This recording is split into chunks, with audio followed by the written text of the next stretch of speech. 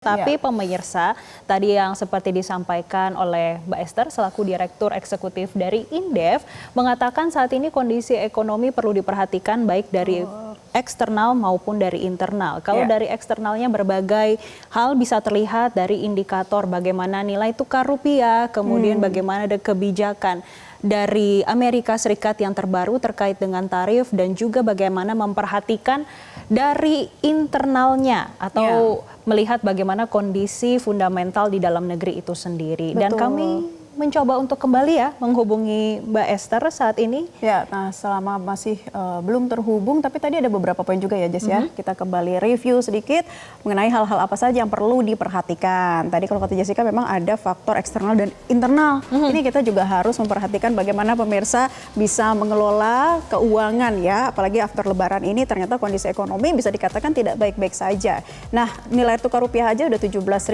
lebih. Ini menjadi kewaspadaan kita bersama. Dan tadi juga di-highlight mengenai kalangan kelas menengah yang harus bisa benar-benar memperhatikan bagaimana mengatur keuangan ke depan. Karena tidak mudah ya menghadapi banyak tekanan hidup ya, tekanan ekonomi yang semakin tinggi, yang semakin berat. Nah ini tentunya apa nih pos-pos yang harus kita tekan? Misalnya kalau kita senang belanja dengan barang-barang luar negeri, apakah perlu harus kita tekan sekarang untuk belanja produk lokal sajalah dulu dengan kondisi ekonomi yang seperti ini begitu ya? Baiklah, nah kita mau bacakan informasi juga nih dari mana ya Jessica? Ini terkait dengan tarif resiprokal atau timbal balik Amerika Serikat yang mendapat perlawanan global. Salah satunya para pemimpin negara anggota ASEAN. Ya, tarif timbal balik dari Amerika Serikat ini dinilai akan menimbulkan kerusakan serius pada perdagangan global.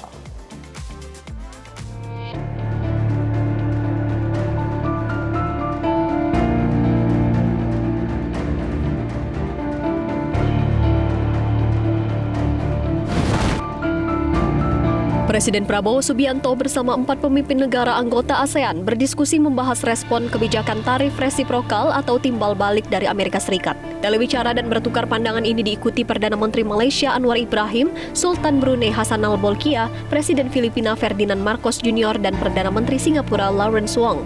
Pembahasan tersebut juga diungkapkan Perdana Menteri Anwar Ibrahim dalam unggahan di akun Instagramnya.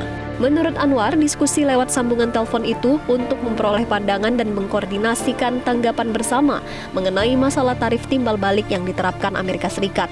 Dalam kesempatan lain, Perdana Menteri Singapura, Lawrence Wong, mengatakan kebijakan tarif Amerika Serikat adalah bentuk penolakan terhadap kerangka kerja WTO dan akan mempengaruhi perdagangan serta investasi internasional yang akhirnya mempengaruhi perkembangan ekonomi global.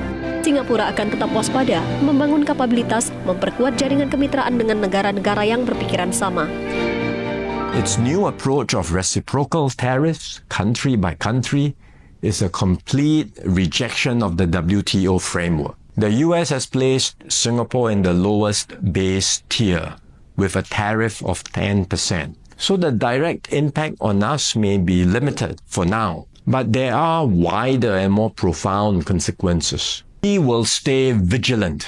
We will build up our capabilities. We will strengthen our network of partnerships with like-minded countries.